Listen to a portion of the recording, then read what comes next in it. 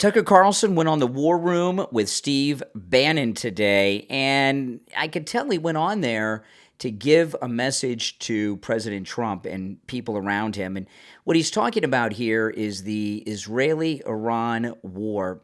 And this war has really caused a divide in the MAGA movement. It really has. I mean, let's be honest with ourselves, because, so much of the last couple of years of the campaign period during the lawfare involved this scam going on with Ukraine. And a lot of the MAGA movement, America First, no foreign wars, stop all of this.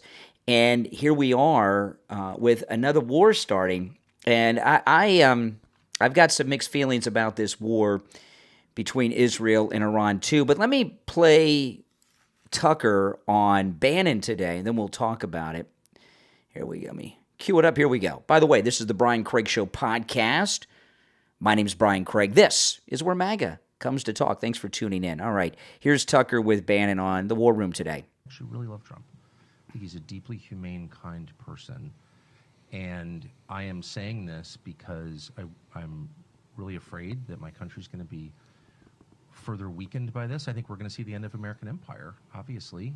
Other nations would like to see that, and this is a perfect way to scuttle the USS America on the shoals of Iran. But it's also going to end, I believe, Trump's presidency and effectively end it. And so that's why I'm saying this. What do you mean by that? That's coming from you. That's you get. Look, I knew Bush. I knew George W. Bush. We had, family connections to Bush. I knew Bush personally. I still see Bush sometimes, and of course, he hates me, and he does because I criticized him on Iraq, and that war is the sum total, from a historical perspective, of his administration. But I knew him, and he had all kinds of plans for the things that he wanted to do. But once domestically, right, to improve the country. Right. And you may agree or disagree, but in his mind, he wasn't just about the invasion of Iraq in March of 2000. Oh, no. He was going to redo Social Security. 100%, He had all that. So 100%. All types of. He was going to take care of the entitlements issue. And he really thought it was going to work. Yep. And you could laugh at that or whatever, but the point is, the second you get enmeshed in a real war, not a fake, let's go bomb the villagers and declare success, though we don't even have a good track record. Like, why are the Houthis still there? No, I mean, there's a whole other question, right, which is how prepared is the U.S. military for a real conflict? And the answer is totally unprepared. Scary unprepared. I don't think people understand that.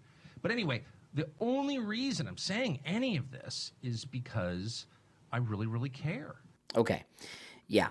Okay. And I care too. And I know that Tucker is legit here. Don't you guys? Okay. And, I've been thinking about this a lot. And I told this to Steve Kane today. I don't trust the intelligence that we're getting that says that they were so many days or weeks away from having a nuclear weapon. I haven't seen President Trump out there saying it. Okay, I've heard Netanyahu and others say it, but I haven't heard President Trump come out and say it in detail. I know he said that it's unacceptable for them to have a nuclear weapon. He did talk about Iran a little bit today in Canada, which I'll mention in a bit, but I don't trust any of the intelligence agencies. And you look at the wars we've gotten into in our lifetimes. Vietnam ended when I was alive. Right? I was born in 71. It ended in 75, but it started before. But the Tonkin Gulf, WMDs in Iraq, and and of course the Russian dossier was British intelligence. The same British intelligence told us there were WMDs in Iraq. So the intelligence agencies, how can you believe them? And it's amazing to me how many people are so accepting of what these intelligence agencies are telling us now in regard to Iran. And it really pains me to talk about it this way, because I don't want anyone to think that I am not a supporter of Israel. I am a strong supporter of Israel, a strong supporter. You guys that listen to me regularly have heard me comment a lot about the anti-Semitism from Candace Owens and taking issue with a lot of the positions Mark Dice has had. I'm always been a strong supporter of Israel, and I very much am. I just don't trust the intelligence, and I don't fully believe Netanyahu. I just don't. And I've always liked Netanyahu and respected him a lot. And I just don't believe him for a lot of reasons that I've talked about a lot in the last few weeks. I started with that Tim Pool influencer meeting that he was a part of. But I don't trust any of these intelligence agencies. The intelligence agencies are often used to get us into war. But now, what most of us that are questioning what's going on between Israel and Iran right now, okay, and Iran is the most evil country in the world. Iran is, without question in my mind, Satan on earth, okay, with the things they do. They are all the Islamic terrorism in the world is Iran, all of it. Okay, don't forget that it's all Iran, and that's a fact. That's a fact. They're evil, but I'm talking about this global conflict that could erupt out of this. We've got this war going on in Europe with Ukraine and Russia. Do we need one in the Middle East like this? But Iraq.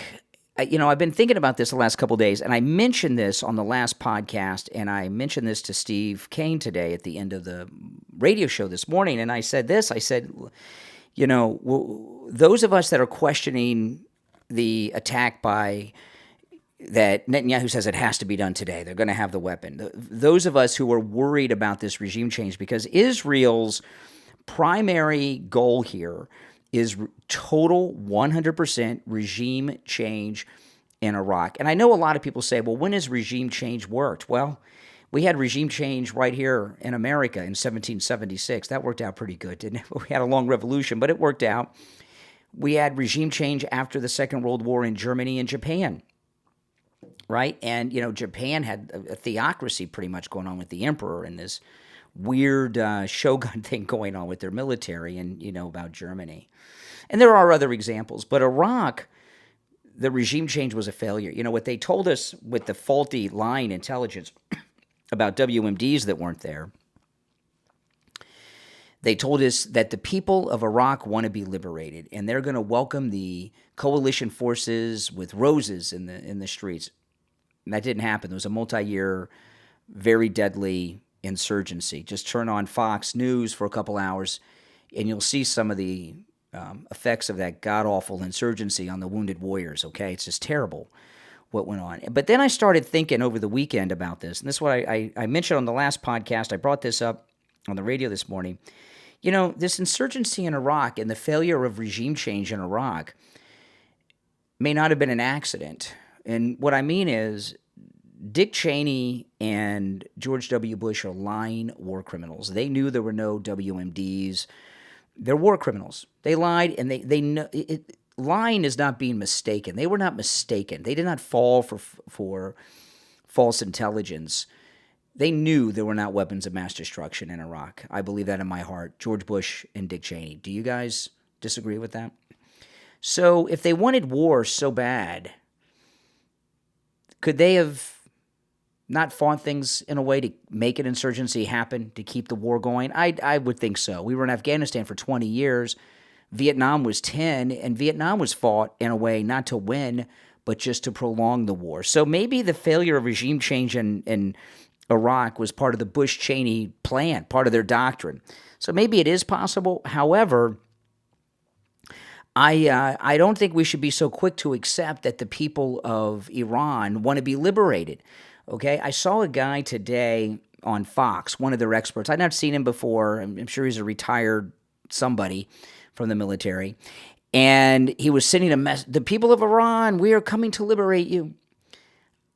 Why are you so certain that they want to be liberated? Maybe they do, and I'm sure there's dissent over there, but do the majority of the people want to be liberated?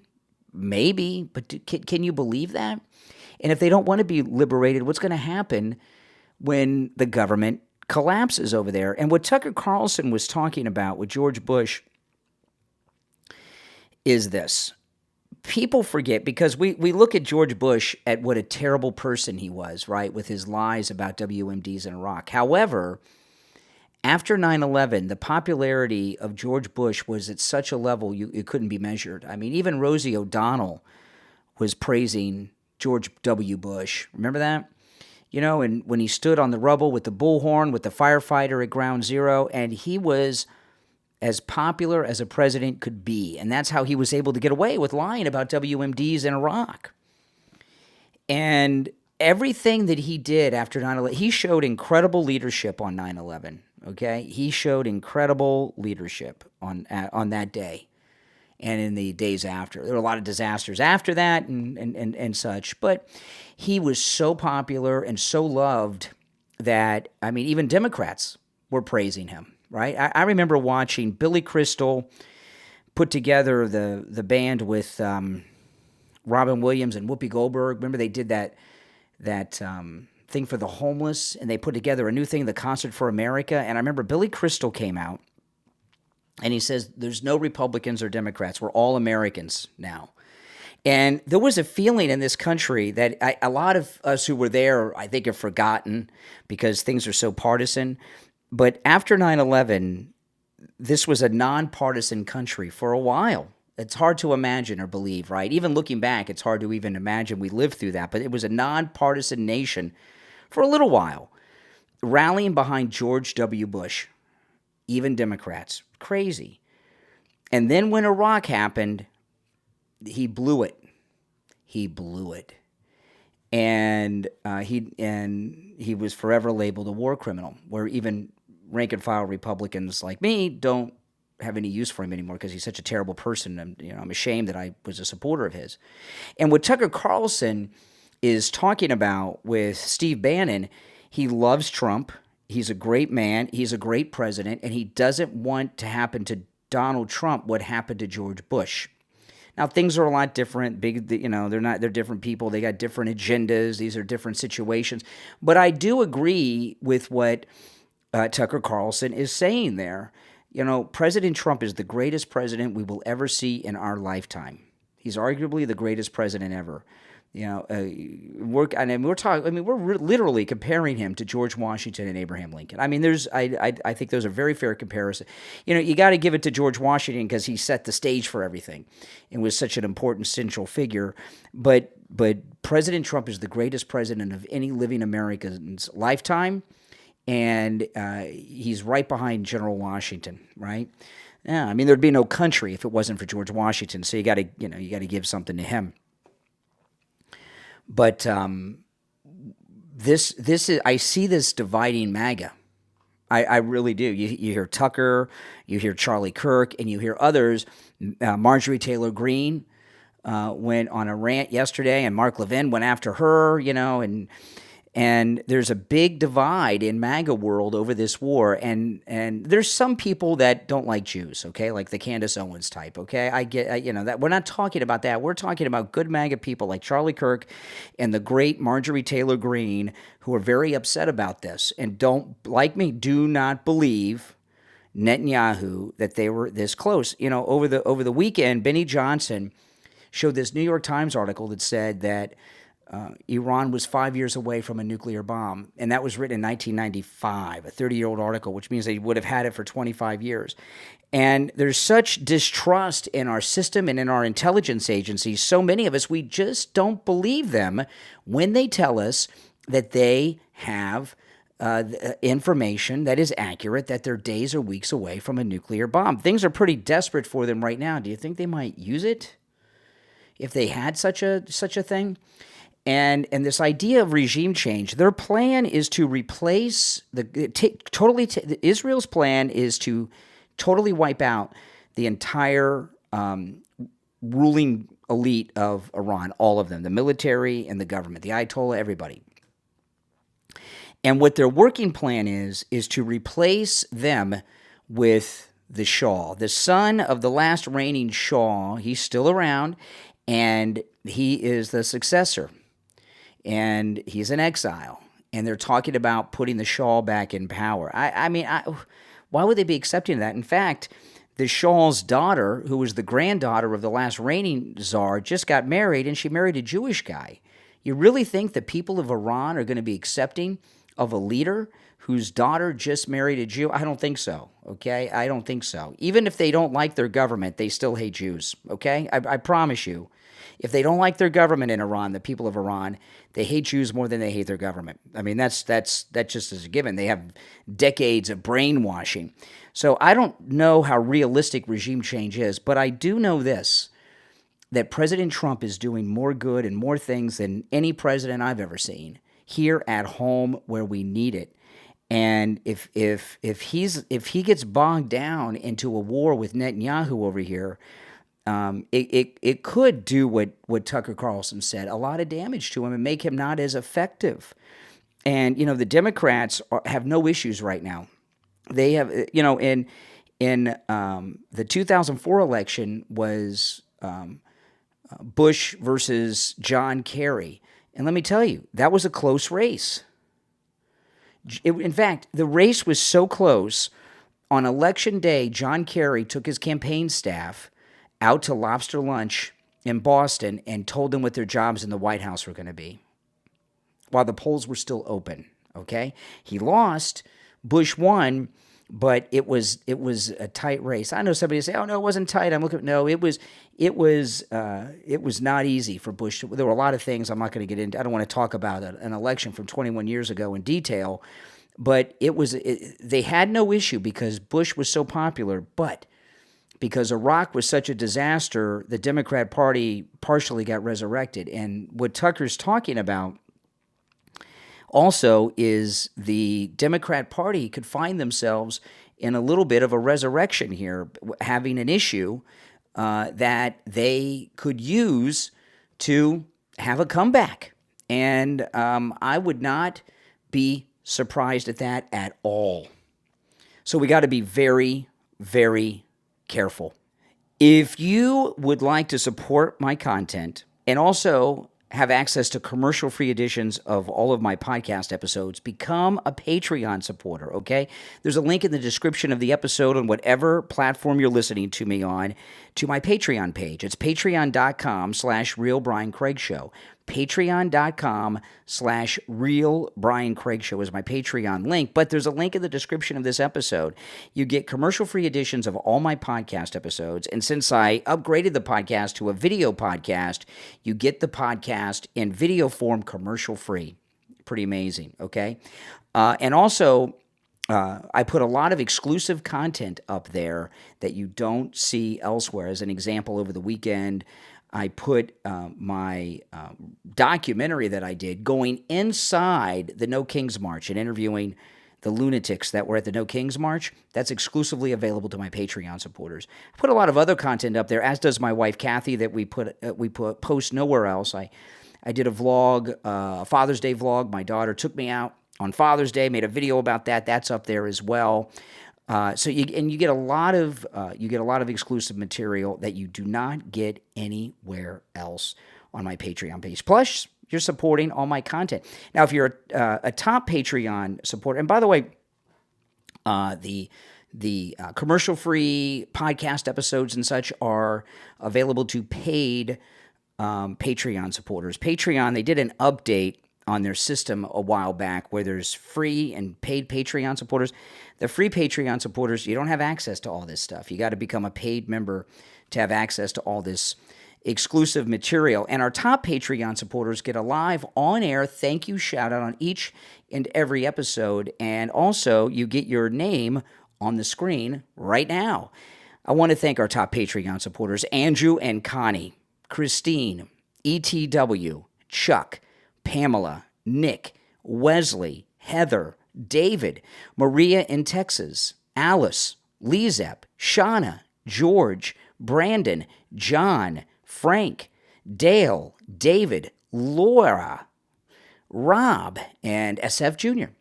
These are our top Patreon supporters. Thank you for all of your support. Again, there's a link to my Patreon page in the description of the episode. Go check it out. I'm sitting here in the studio with one of my pillows. Well, actually, this my pillow is my wife's my pillow. Okay, this is the one my wife slept on last night, and we were taking the sheets and everything off the bed to do laundry, and we washed the my pillows because, the my pillows are completely washable and dryable. And this one actually is my wife's favorite of the my pillows. This is the premium my pillow, which is covered with Giza cotton, that 100% Giza cotton, which is it's an upscale my pillow, and it has the piping around the side. And the width of the piping actually tells you how much fill there is inside.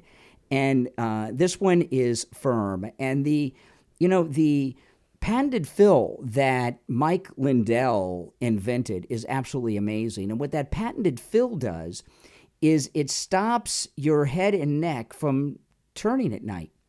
Once you're in position and you go to sleep, you stay in that position. With other pillows, you toss and turn at night. Every time you do that, even when you don't remember it, you wake up out of REM sleep. And with the MyPillow's patented fill, your head and neck fit in that pillow perfectly, and you're not tossing and turning. That's why I get 4 or 5 hours sleep a night, usually 4, but if I'm lucky, 5, and I'm so well rested and ready to go every morning for a very long day because those 4 or 5 hours of sleep I get are well-rested sleep. And if you get the sleep you should get, the 7 or 8 hours, oh man, you're going to be lighting the world up on fire. And if you think you've gotten a good night's sleep, you've not had a true good night's sleep until you've slept with a MyPillow. Now, the MyPillow, the premium pillow with the Giza cotton that I'm holding in my arms right now, the queen size is just $19.98 with our promo code Kane at checkout, and the regular price on that is $69.98.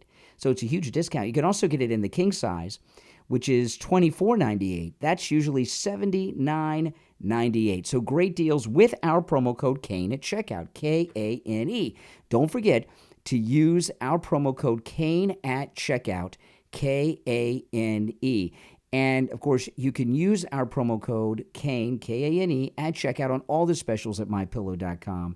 But I love these MyPillows. I have all the MyPillow products you hear me talk about. The premium MyPillow that's made with the Giza cotton on the outside. This will change your life. Order yours today. Promo code Kane, Kane, at MyPillow.com. So the president is in Canada. Big meetings up in Canada, and he had a little bit of a press conference with the Canadian Prime Minister, and this guy is so wimpy. Look at this guy, how he's standing there, and he does not look like the leader of a major nation, but then again, he's the Prime Minister of Canada. And Trump, of course, looks great, but he's talking about the trade deal and tariffs, the president. Listen. What is holding up a deal with Canada from your perspective?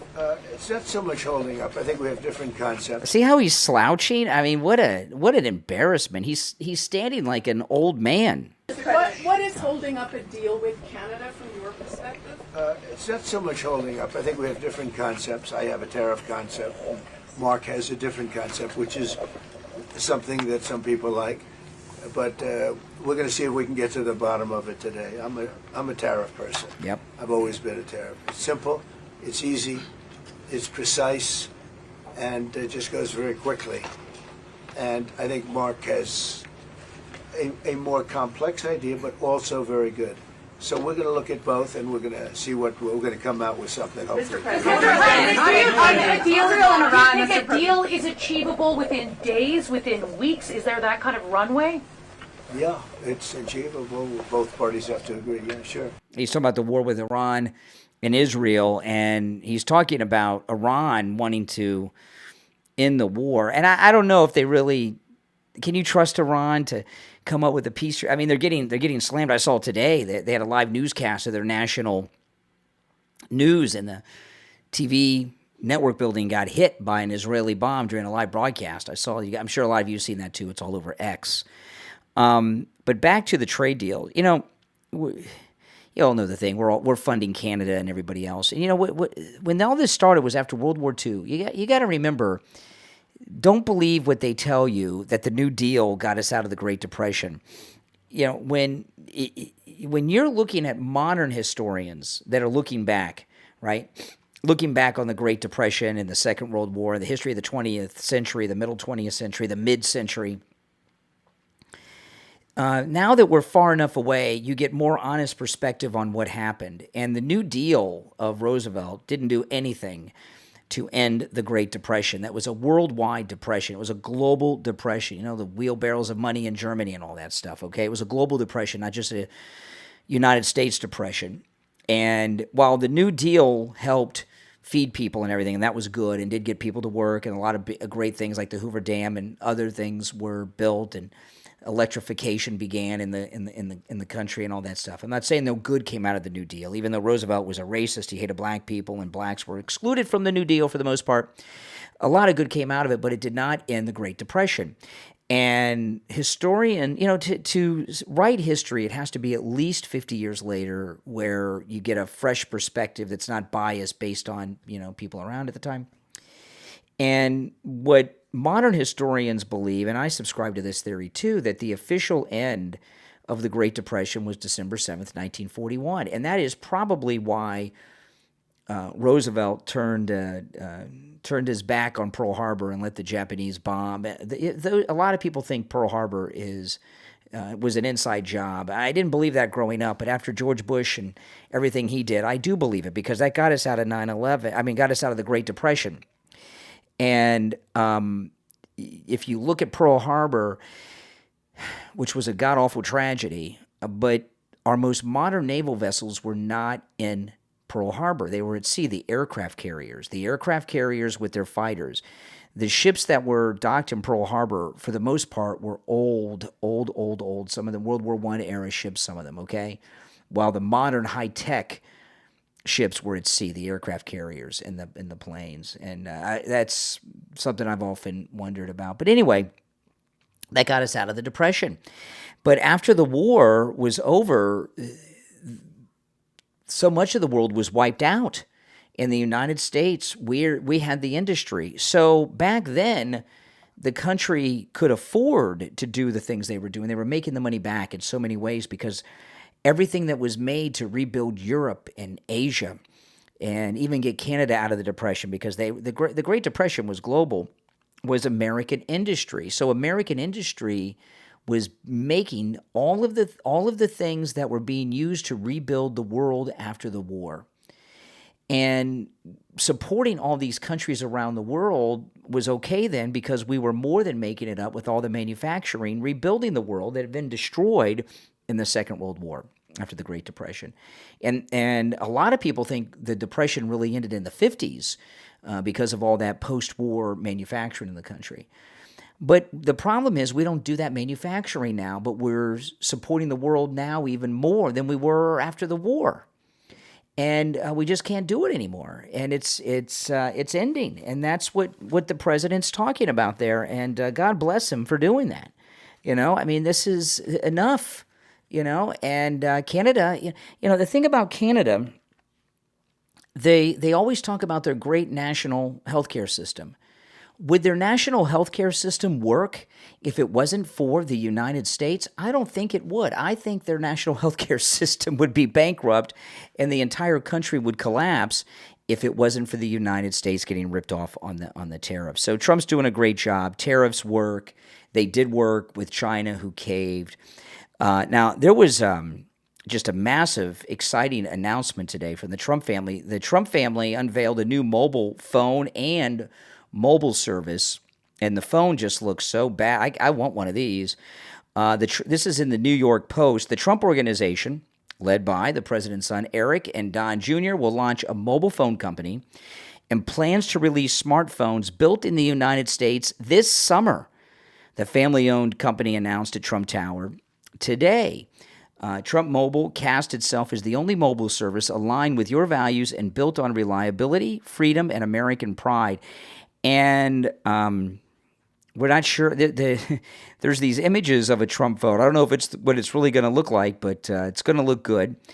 It's a monthly plan of $47.45, right? The 47th and 45th president, a reference to Trump as the 45th and 47th president. It includes unlimited talk, text, and data, as well as roadside assistance and telehealth services, according to Trump Mobile's website.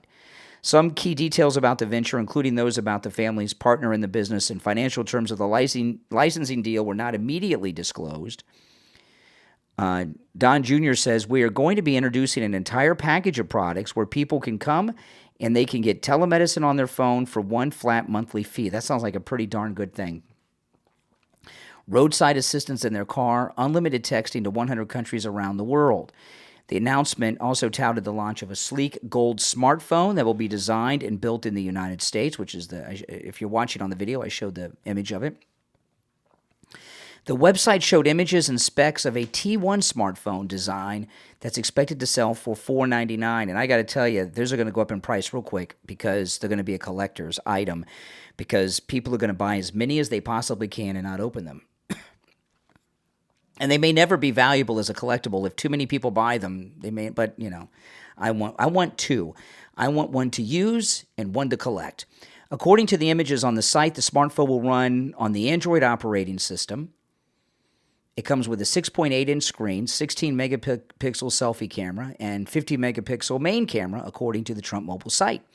It also includes 12 gigabytes of RAM, 246 gigabytes of internal storage. I have a terabyte of storage on my phone. I don't know about all the gigabytes and everything. Will I be able to live stream on YouTube on my Trump phone? The push for U.S.-made smartphones come as President Trump's tariffs put pressure on Apple to ship productions to the United States. It's pretty exciting, and I want one, and don't you? And you know what? Everybody wants one. And I think most people are going to want two of them. And it's cheaper than an iPhone at that price, although I don't know about all the gigabytes comparisons or everything, but my iPhone costs a lot more than that. But this one here, the other thing too with the Trump phone, it's gold, it's got the T on it, it says Trump. You're not going to want to put a cover on it to protect the phone, and if you don't put a cover on it and it gets broken, oh my goodness. No, that's pretty cool, and I'm excited, and I am most definitely gonna get one. I don't know if I'll be able to use it all the time because I don't know what kind of capabilities it'll have in the App Store because primarily the last thing I use, and this is probably true with most of you, the thing that I use my phone the least for is as a phone, right? My wife and I don't even talk on the phone anymore. We got walkie-talkies, which are really cool. We got walkie-talkies that work globally, and they're pretty cool. And that's how we talk. And I do text on my phone, so the Trump phone has unlimited texting. The only thing I use my iPhone for the most is I do live stream on YouTube. When I do live streaming when I'm out and about and that are remote. If I'm in my car or out on location somewhere, and I live stream on YouTube, I use that on my iPhone. But other than that, I really don't use a phone for a phone. But we'll find out if we'll be able. Whatever you can't do on the Trump phone, when the Trump phone 1 comes out, you'll be able to do on it eventually. They're not messing around, and also. It shows you what's possible. You don't have to make electronics in a sweatshop somewhere. You can actually make electronics in the United States that people want. And they're offering this phone for $500. But you know what? It's going to be like the Trump sneakers. Once that goes on the market, they're going to sell out instantly, and those phones are going to be selling for thousands of dollars. So I don't know. I'm going to look at the website. Maybe if they have a pre-order, I guess we'll have to do the pre-order. I'm excited about it, aren't you? I'm excited about it. I was telling Steve Kane this morning that come August, it'll be 3 years since Dr. Philip Appleton rid me of pain for the first time. It was in my knee.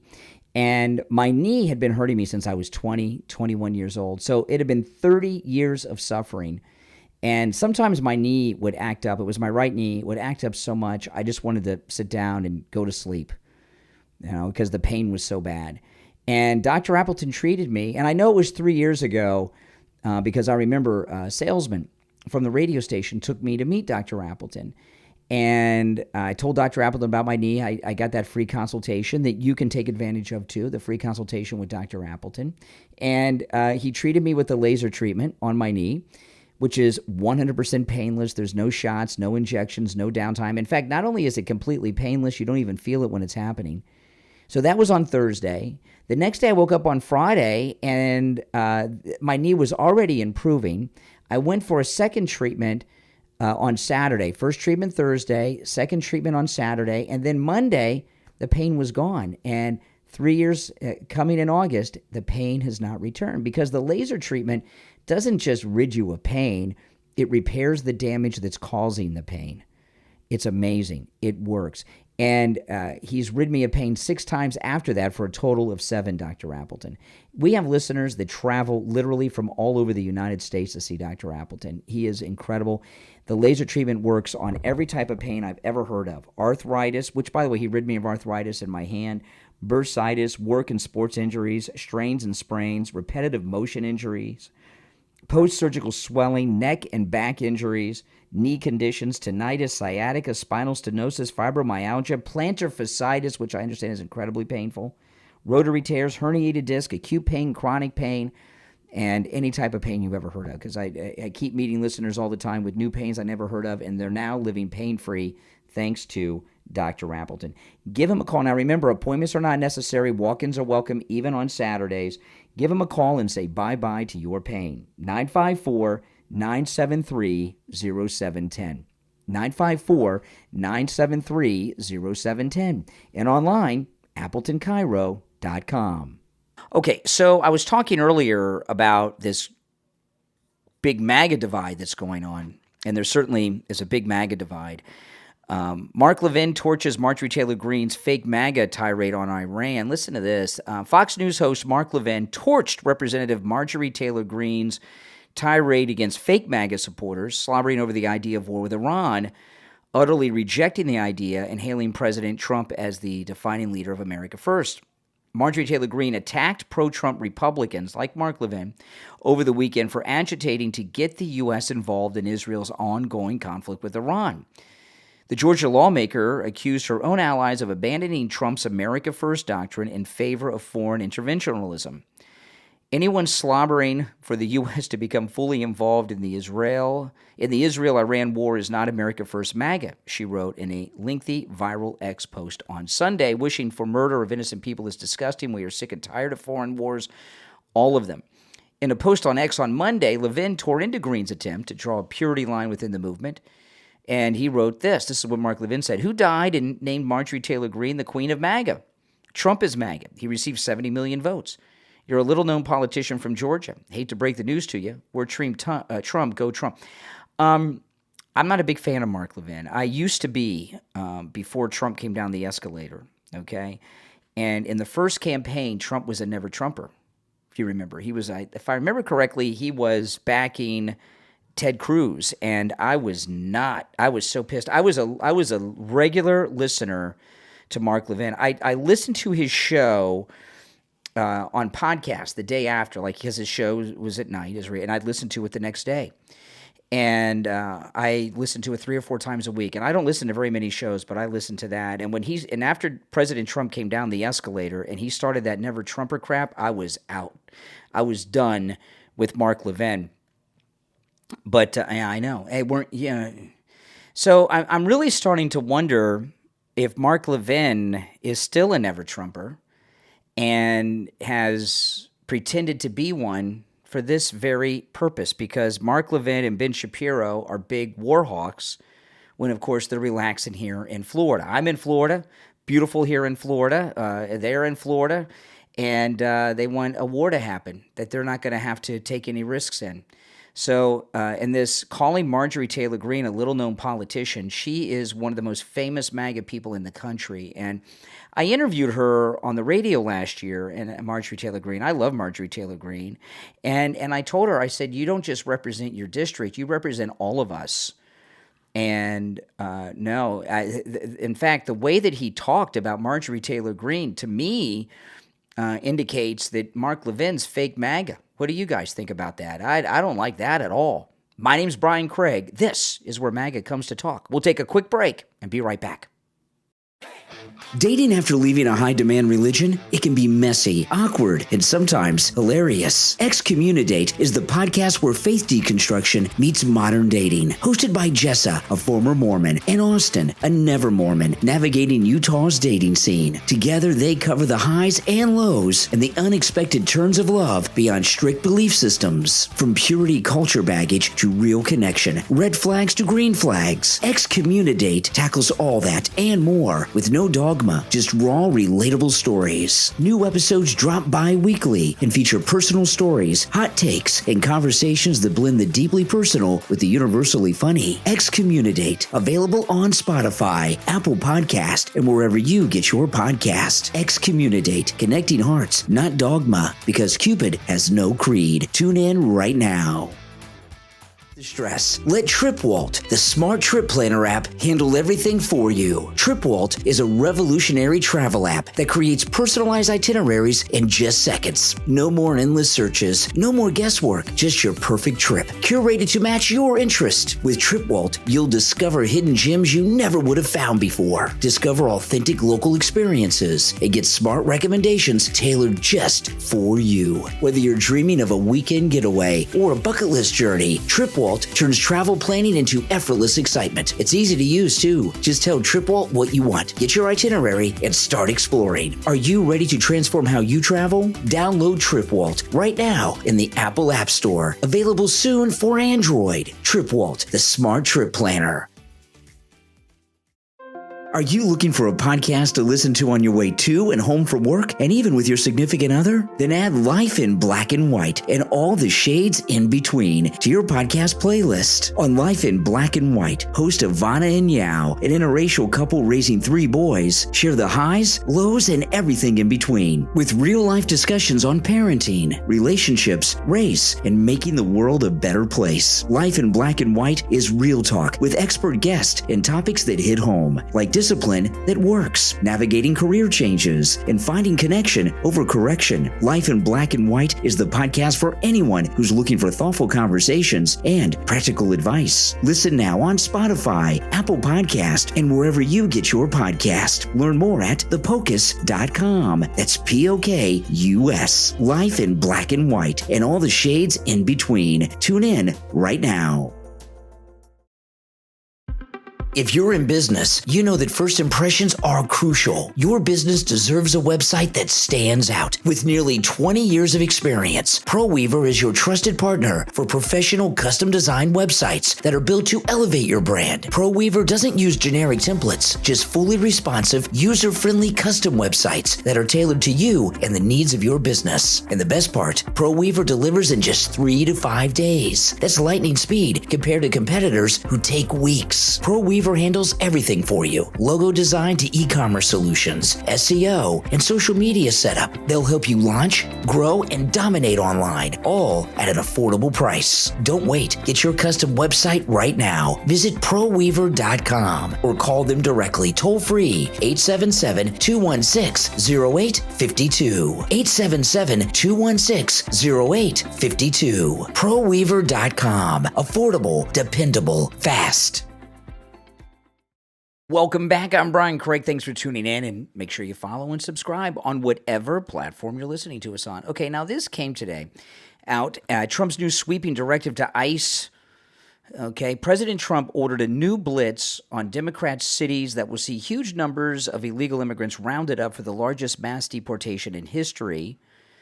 In the president's new surge, even more ICE agents will flood some of America's biggest population centers, including Los Angeles, Chicago, and New York. And it goes on about what a massive escalation this is. Okay. Over the weekend, a lot of discussion has been made about something the president said late last week. The president told ICE to back off deportations from farm workers and hotel workers. And I saw him talk about that live, and he talked about how those industries could not function if they did mass deportations on farms and in the hotels. I read that a little different than that. The way that I saw it was he didn't want to go after that low-hanging fruit that, to go to the farms and hotels is easy, and not that those are non-criminal people. Anyone who's here illegally is a criminal. But the big problem we have with illegals when it comes to the violent crimes and the sucking off the system is in the major liberal urban centers, in the blue cities. And the farm workers, while they need to be deported too, they're not the ones that are sucking off the welfare system in the large numbers of in the blue cities, right? And sucking off the system in all kinds of ways. And Trump's right. If you deported, liberals agree, if you deported all the farm workers, what would happen? I was surprised for him to put the hotel workers in, but he has knowledge of that being from the hotel industry. But the biggest problem so far is hardcore violent criminals that are doing all these crimes are not the farm and hotel workers. Those people work long, hard days. They're too tired to go out and do crime. It's in these big blue cities. So he just wants the deportations to focus in on those big cities. I think it makes perfect sense, don't you? I have no concerns about that at all. I don't think there's anything there to Trump's going blue on us. No, he's not turning lib on us. He's just, you have a limited number of resources for deportation. With the number, there's over 20 million here. You got to focus in on the ones that have to go first. That's all he's doing. Eventually, the farm workers, he'll get to them. Now, this story out of Minnesota, we're not getting even the beginnings of the story on that. The secret hiding space where the assassin lurked, and I did see the press conference of the feds today. Maybe I'll pull some of it up and play it. I'm not going to play it. Whatever. You can watch it on your own if you want. It's amazing to me how much credibility is being given to this guy that says that he was his friend that he lived with, who looks like a hobo. He's got a Papa John shirt on. I saw him today interviewed again, and he had a different shirt on. But today he was talking about how he was trying to text him. Now, I'm starting to wonder, is that guy really his friend? Does he really know him? Is this guy trolling and punking the whole media by claiming to be this Minnesota murderer's friend? The media are giving so much credibility to this guy because he said he voted for Trump and was MAGA, the killer. So the media are all over this because they want the guy to be MAGA. They want him to be labeled MAGA and a Trump supporter so they can connect Trump to this crime. But I'm starting to think that the guy that was in the Papa John shirt over the weekend may not know him based on the guy's so stupid. The guy's in custody, right? There was an FBI press conference today, and he's trying to text him. That doesn't even make sense. But it was a horrific story, and I watched the press conference today, and they detailed what he did. I'm not going to play it. I got it queued up here. I'm not going to play it. I don't want to listen to it again. It's brutal. The guy's nuts. But I don't believe he's MAGA. He's just a crazy person. I mean, how many MAGA people are there in Minnesota? The guy's a nut. And, the liberals are so obsessed with connecting anything bad that happens to Donald Trump. The fact that this guy may be a registered Republican and may have voted for him is so important to them. And that's the only reason this story is continuing at the national level. But just because someone's a registered Republican doesn't mean they love Trump. A lot of registered Republicans hate Trump. The shooter, was in Butler was a registered Republican, right? Did he love Trump? I don't think so. He shot him, right? And there's a whole long list of registered Republicans that have tried to do terrible things to President Trump. Liz Cheney, a whole bunch of them. So just because this guy may be a registered Republican means absolutely nothing. Now, it does seem, though, that the rage over the deportations is calming down, right? Because things have been backfiring on the left. And Fox, they played something today from the Media Research Center. Listen to this. A study from the Media Research Center shows that from June 11th to the 12th, CNN and MSNBC personalities insisted the anti-ICE demonstrations were peaceful 211 times. Wow. Say it one more time. 211 times they were peaceful. Yeah, exactly. 211 times. Are you kidding me?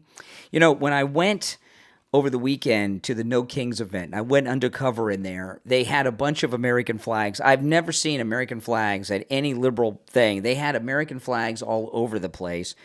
And you know what all the American flags had in common at the No Kings event that I went to? I went to the one in Fort Lauderdale on Fort Lauderdale Beach, okay? And they were brand new. In fact, I saw they had a whole bunch of them that you could hold in your hand that were wrapped up in plastic still that they were handing out to people to open. They were all brand new, because these are Democrats. That Now, not everyone who's conservative or MAGA has American flags around the house that they could take to a protest. A lot of us have them. We hang them on the house or something. But you're not going to find American flags with liberals. But they had them everywhere, and they were making sure that they had, at the No Kings events, American flags on display because there had been so much blowback from the Mexican flag. So they're trying to craft this new narrative that they're something that they're not. But they made big mistakes in L.A. The whole liberal reaction in Los Angeles has backfired on them. New York Post is reporting, look at this. Look at this. Nearly 1 million illegals have self-deported under Trump. That's amazing, yeah. Have self-deported. Think about that. I mean, that's amazing. And I don't know if they're all from that system where Trump will fly them anywhere and give them a little bit of money. I don't know. But think about that. 1 million. So between the ones self-deporting, there's this deal they have that if you self-deport, you can apply to come back legally. But if you get deported, you'll be banned for 20 years. That's done it. That's caused these people to self-deport by at least 1 million. That's a good thing. Plus all the ones that they are deporting. This is a great thing. I mean, the invasion USA is over, and now we are seeing for the first time in decades, we're seeing negative immigration illegally into the United States. Pretty cool, huh? You're on the air. What's your name? Where are you calling from? Good morning, Brian. It's Frank from West Palm. How you doing there? All right, Brian, Frank. You were absolutely correct. LaPorta Roofing was amazingly phenomenal. They just completed my roof last week, and LaPorta Roofing was superb in all ways imaginable when installing the new roof on my residence. Tom LaPorta meticulously spearheaded the entire project from inception through to the finalization of the assignment. Tom handled all the paperwork involving city permits, inspectors, and my community HOA. He was always available, ensuring me that he had my back in all phases of the project. Additionally, Tom, Scott, and Dan, and the entire crew were very well organized with the plan, consistent with all policies and procedures, and craftsmanship was exemplary in all stages of the design execution. Tom, Scott, and Dan maintained continual contact with me, the homeowner, asking if there were any questions I had or anything further I needed. LaPorta Roofing is, in every respect, a stellar, 5-star, AAA, family-owned company that is a reliable, peace-of-mind roofing organization. These guys are spot on with regards to perfection, and they demand it. I remain mesmerized upon the completion of the job. My roof is a masterpiece. And one last thing before I forget, they were the least expensive quote that I received out of 4 quotes for roofing. I thank Tom LaPorta Roofing for all that they do. Wow, Frank. Well, thanks so much. Tom LaPorta at LaPorta Roofing. He covers both the east and west coast of Florida and everywhere in between. He works with every type of structure, residential, commercial, municipal, and he works with every type of roofing material. Also, don't forget, Tom LaPorta will never sell you a roof you do not need. If you need just a simple repair, he'll do it. He can also handle the job of any size, whether it's a single-family home or an HOA with over 200 units. Give him a call. This number rings directly to Tom LaPorta's cell phone, 954-604-4602. 954-604-4602. And online, LaPortaRoofing.com. Frank, thanks a lot. Thank you so much, Brian. You have a wonderful day.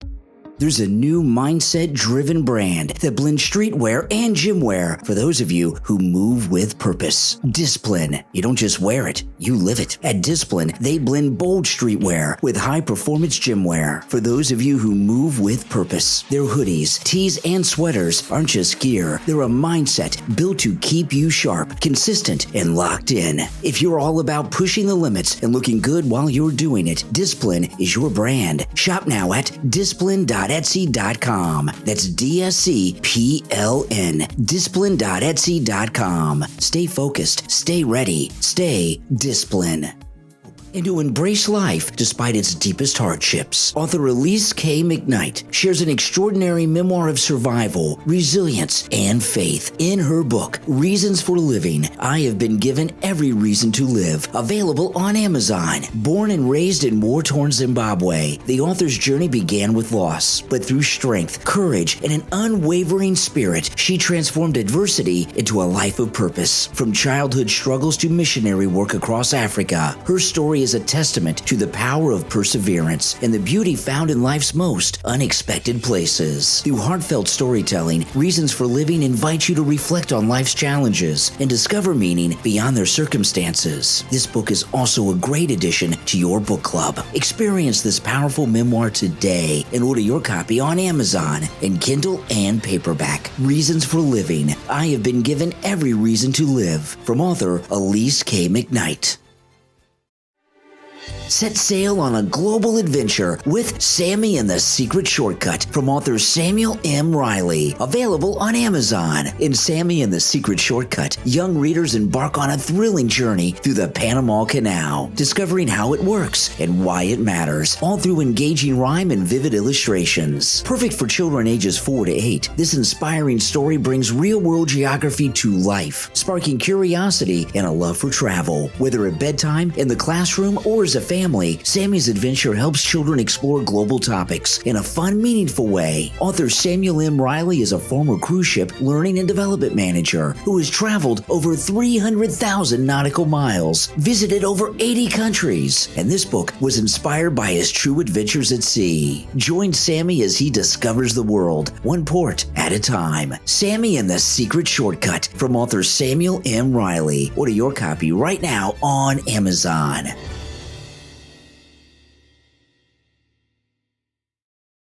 One encounter with Jesus Christ changes everything. Have you ever felt like your prayers are going unanswered? Like God is silent in your hardest, most difficult moments? Then the book, One Encounter with Jesus Christ Changes Everything, available online at healingandrestorationministry.com, is the book for you. This is a powerful guide to holding on to your faith, even in the waiting. With this book, you'll discover the strength to keep praying, keep believing, and trust God's perfect timing, no matter how long it takes. It will renew your hope and ignite your faith. One Encounter with Jesus Christ Changes Everything. Order now at healingandrestorationministry.com. That's healingandrestorationministry.com.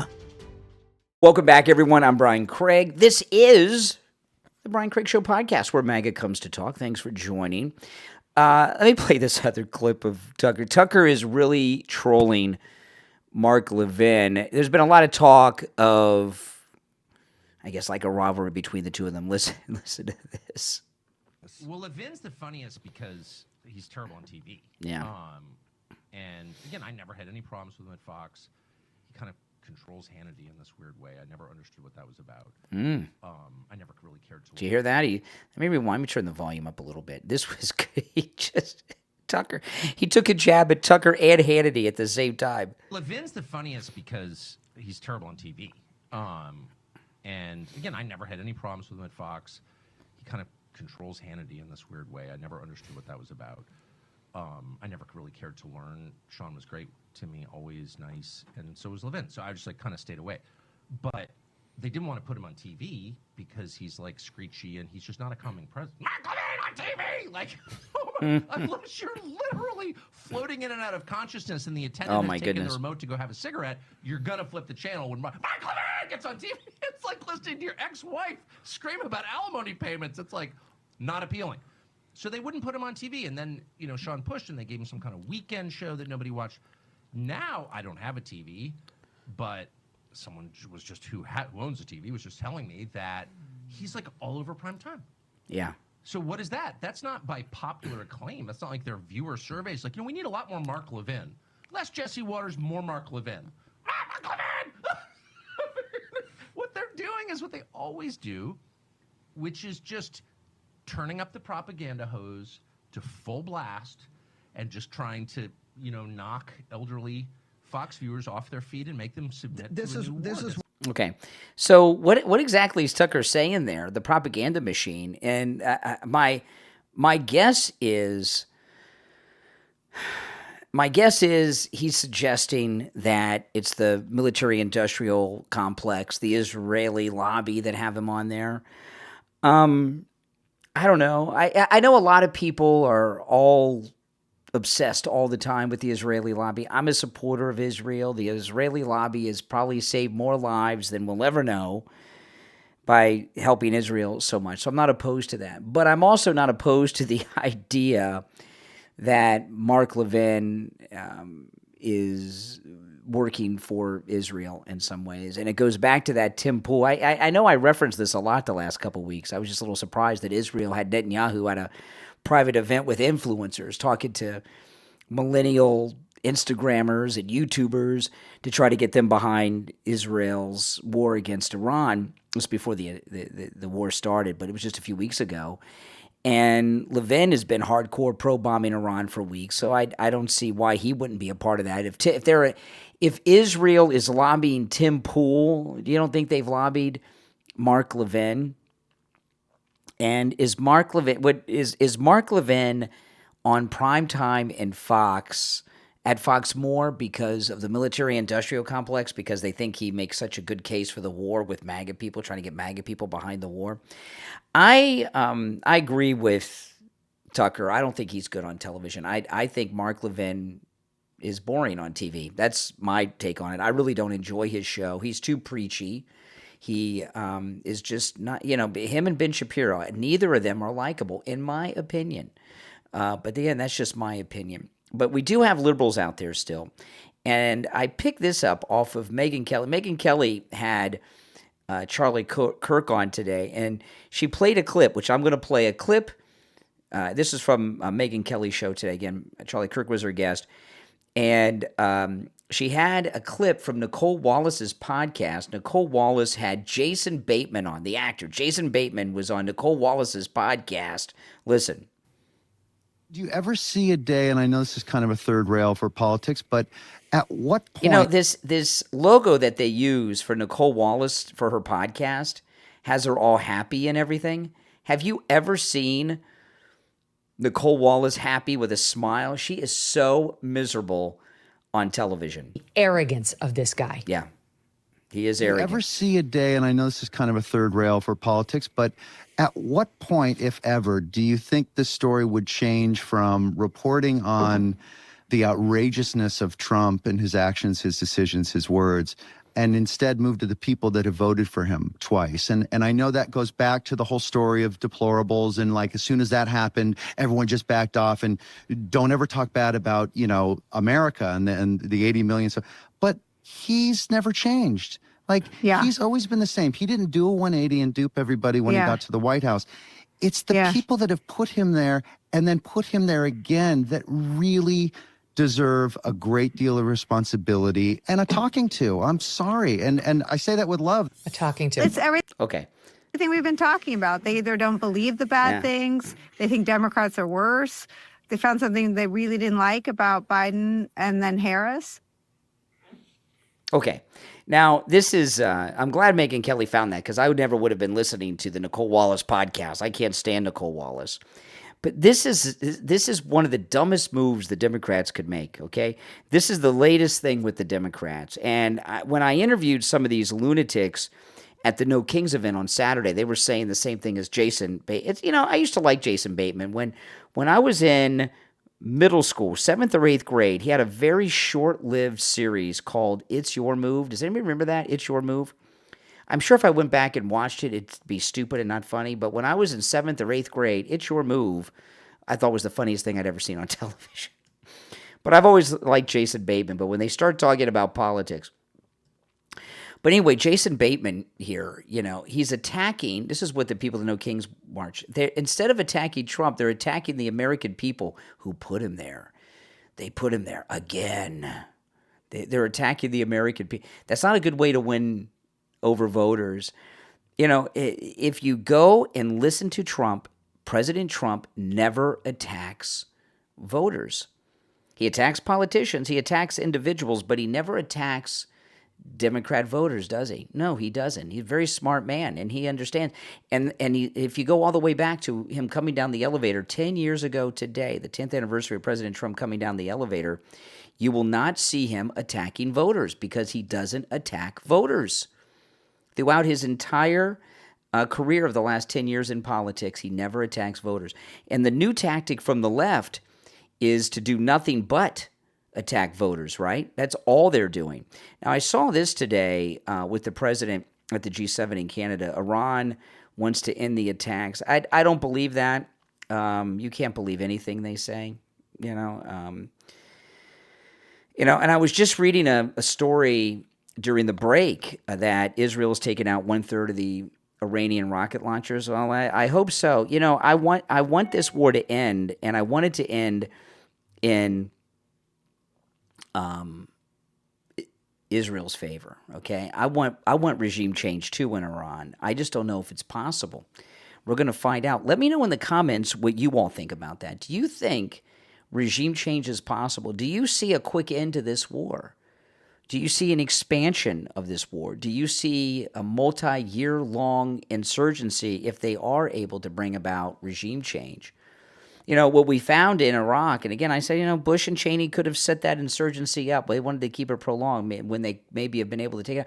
But we took out the top leaders in Iraq, and still there was an insurgency there. And, the people of Iran have been living in this Islamic Republic since 1979. And the brainwashing started even before that, but hardcore. So almost every single living adult, because they have a young population over there, okay? Most of their population knows no world other than the Islamic Republic, okay? So do they really want regime change themselves, the people of Iran?